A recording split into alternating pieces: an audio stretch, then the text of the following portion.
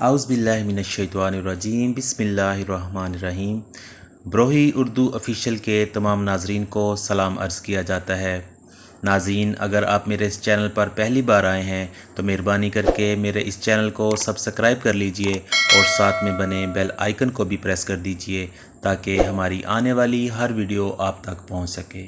تو چلیے آج کی اس ویڈیو کو شروع کرتے ہیں۔ یزید کی والدہ کا تعلق قبیلہ محسون سے تھا۔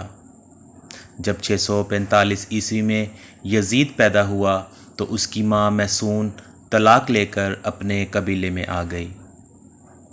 محسون قبیلہ ابھی نیا ہی مسلمان ہوا تھا، جس وجہ سے ابھی تک عیسائیت کے رسم و رواج قبیلہ کے اندر موجود تھے۔ اسی عیسائیت والے ماحول میں یزید کی پرورش ہوئی، تبھی تو مسیحیت کی تعلیمات یزید میں رچ بس گئیں۔ بندروں کو پال کر ان سے کھیلنا، شراب خوری اور شطرنج اس کی مصروفیت کے اہم پہلو تھے۔ انتہائی مخالفت کے باوجود یزید 60 ہجری میں تخت نشین ہوا۔ حکومت ملتے ہی یزید نے مدینے میں موجود گورنر عتبہ کو خط لکھا کہ ہر صورت عبداللہ بن زبیر، عبد الرحمن بن ابی بکر، عبداللہ بن عمر اور نواسۂ رسول صلی اللہ علیہ وآلہ وسلم سے ہر صورت میری بیعت لو۔ لیکن ان سب نے بیعت سے انکار کر دیا۔ یزید نے مدینے کے گورنر کو دوسرا خط لکھا تو گورنر مدینہ حضرت امام حسین کے پاس حاضر ہوا اور بتایا کہ یزید نے مجھے آپ سے زبردستی بیعت لینے کو کہا ہے۔ جب امام علی مقام نے دیکھا کہ مدینے میں قتل و غارت اور فساد برپا ہو سکتا ہے تو آپ نے ہجرت شروع کر دی۔ اپنے خاندان اور کچھ اصحاب کے ساتھ آپ پہلے مکہ گئے اور پھر کوفہ کی طرف روانہ ہو گئے، لیکن 18,000 کوفیوں نے حضرت امام حسین کی بیعت توڑ دی اور پھر واقعہ کربلا پیش آیا۔ کربلا کا دل خراش واقعہ ہی یزید کا سب سے بڑا اور گھناؤنا کام تصور کیا جاتا ہے۔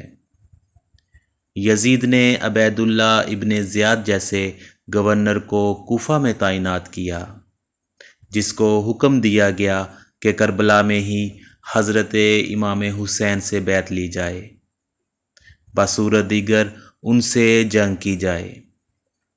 عبید اللہ ابن زیاد کے حکم سے شمر اور عمر بن سعد نے کربلا پر لشکر کشی کی۔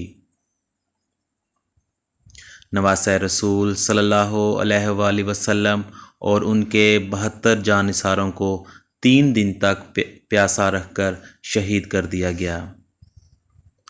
تاریخ کربلا ایسی دردناک ہے کہ بہت سے تاریخ دانوں نے اسے لکھتے لکھتے خون کے آنسو بہائے ہیں۔ ایسا ظلم کیا گیا کہ جس کی کوئی مثال نہیں ملتی۔ بچے، بوڑھے، جوان، یہاں تک کہ عورتوں کو بھی قیدی بنایا گیا۔ عورتیں بھی کوئی عام نہیں ہیں، وہ نبی جو وجہ کائنات ہیں، یہ انہی کی نواسیاں تھیں۔ اللہ اکبر۔ پھر یزید کے دربار میں جب امام حسین کا سر مبارک پیش کیا گیا تو اس نے آپ کے سر مبارک کی بھی توہین کی اور کچھ ایسے اشعار پڑھے کہ بعض تاریخ دان تو یزید کو فاسق و فاجر ہونے کے ساتھ ساتھ کافر بھی قرار دیتے ہیں۔ تاریخ طبری جلد 5 صفحہ 291۔ آخر کیا وجہ تھی کہ یزید نے عبید اللہ ابن زیاد، شمر اور عمر بن سعد کو اہل بیت کو شہید کرنے کی سزا کیوں نہ دی گئی؟ کیوں واقعہ کربلا کے بعد بھی یزید کی موت تک عبید اللہ ابن زیاد کوفہ اور بصرہ پر یزید کی طرف سے حکمران رہا؟ ایسے واقعات کے باوجود بھی ابن زیاد جیسا شخص اپنی مسند پر براجمان رکھنے کی وجہ یزید کے پاس آخر کیا تھی؟ اب 63 ہجری میں مدینے کے لوگ یزید کی بیعت توڑ دیتے ہیں تو یزید کی فوج مدینے پر حملہ کر دیتی ہے، جس سے واقعہ ہیرا پیش آتا ہے کہ جس میں 80 صحابہ کرام، مہاجرین اور انصار میں سے 700 تابعین اور اس کے علاوہ 10,000 مسلمانوں کو بے دردی سے مدینے کے اندر شہید کیا گیا۔ صحیح مسلم میں 3,333 تک یہ 15-20 احادیث ہیں جن کا لب لباب یہ ہے کہ آپ صلی اللہ علیہ وآلہ وسلم نے فرمایا، جس نے اہل مدینہ کو ڈرایا یا اہل مدینہ کو دھمکایا یا مدینہ والوں پر ظلم کیا، اس پر اللہ کی لعنت، اللہ کے فرشتوں کی لعنت اور تمام لعنت کرنے والوں کی لعنت۔ لیکن یہ یہاں پر ہی نہ رکا اور مدینے کے بعد مکہ پر بھی حملہ کیا گیا اور خانہ کعبہ کی عمارت پر بھی سنگ باری کی گئی۔ بس پھر یزید کو دی گئی اللہ پاک کی مہلت ختم ہوتی ہے، اب اس ظالم، فاسق و فاجر اور شرابی کی موت آتی ہے۔ اس کی موت کے متعلق 3 طرح کی روایات تاریخ کتب کے اندر ملتی ہیں۔ پہلی روایت تو یہ ہے کہ یزید ایک رومی نسل کی خوبصورت لڑکی کے عشق میں مبتلا ہو گیا تھا۔ یزید نے اس لڑکی کو حاصل کرنے کی ہر ممکن کوشش کی، یہاں تک کہ اس کے سارے خاندان کو بھی مروا دیا، لیکن پھر بھی وہ لڑکی یزید کے ہاتھ نہ آ سکی۔ وہ لڑکی جب بھی یزید کے دربار میں آتی تو قسم اٹھاتی کہ مر تو سکتی ہوں لیکن تمہاری نہیں ہو سکتی۔ ایک دن لڑکی کے دل میں آیا کہ اس سے اپنے والدین کے قتل کا بدلہ لیتی ہوں۔ لڑکی نے یزید کو رنگ رلیاں منانے کے لیے ایک جنگل میں اکیلے بلایا۔ ویرانے میں یزید شراب پی پی کر مست ہو گیا۔ وہ لڑکی نیم عریاں لباس پہن کر یزید کے سامنے بیٹھ گئی اور وہ شراب پیتا رہا۔ جب لڑکی نے دیکھا کہ یزید شراب میں چور ہو چکا ہے تو اس کو بستر پر لے آئی اور پھر مستیاں کرتے کرتے یزید کی گردن کاٹ دی۔ کئی دن تک یزید کی لاش وہاں جنگل میں ہی پڑی رہی، جس کو چیل کووں نے نوچ کھایا۔ ڈھونڈتے ڈھونڈتے یزید کے فوجی وہاں پہنچے تو پھر انہوں نے اس کو دفنایا۔ اوراق غم صفحہ 550، ابن عساکر جلد نمبر 2 صفحہ 433۔ یزید کی موت کی دوسری روایت یہ ہے کہ 64 ہجری میں یزید ایک انتہائی موذی مرض میں مبتلا ہوا، جس سے اس کی آنتیں جل گئی تھیں۔ وہ مچھلی کی طرح تڑپتا رہتا تھا۔ پیاس اس شدت سے لگتی تھی کہ وہ خود کو پانی کے تالاب میں گرا دیتا تھا، لیکن گلا اس قدر بند تھا کہ ایک گھونٹ پانی بھی حلق سے نہ اترتا تھا۔ اسی حالت میں 3 دن رہنے کے بعد یزید کی موت ہوئی۔ تاریخ کربلا صفحہ نمبر 345۔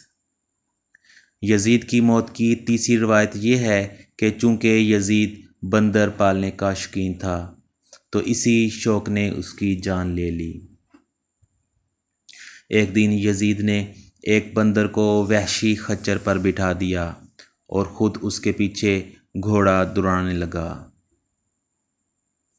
جنگل میں پہنچ کر گھوڑے نے نواسہ رسول صلی اللہ علیہ وآلہ وسلم کے قاتل کو اپنی پیٹھ سے گرا دیا اور یزید کا پاؤں گھوڑے کی رکاب میں پھنس گیا۔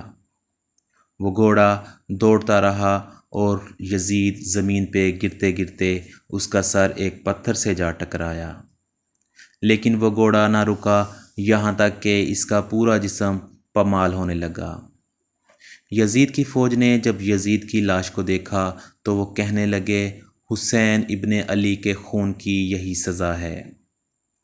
یزید صرف 3 برس 6 ماہ تخت شرارت و خباثت کر کے 14 ربیع الاول 64 ہجری کو شام ملک کے شہر حمص کے علاقے حوارین میں 39 سال کی عمر میں مر گیا۔ آج بھی اس ملعون کی قبر دمشق میں نشان عبرت ہے۔ حوالہ ابن کثیر، انصاب الاشراف، الکامل فی التاریخ، دارالکتب علمیہ، بیروت، اوراق غم، صفحہ 550، صحیح مسلم 3319 سے 3339۔ الفتوح جلد 5 صفحہ 10، تاریخ یعقوبی جلد نمبر 2 صفحہ 241، تاریخ طبری جلد 5 صفحہ نمبر 291۔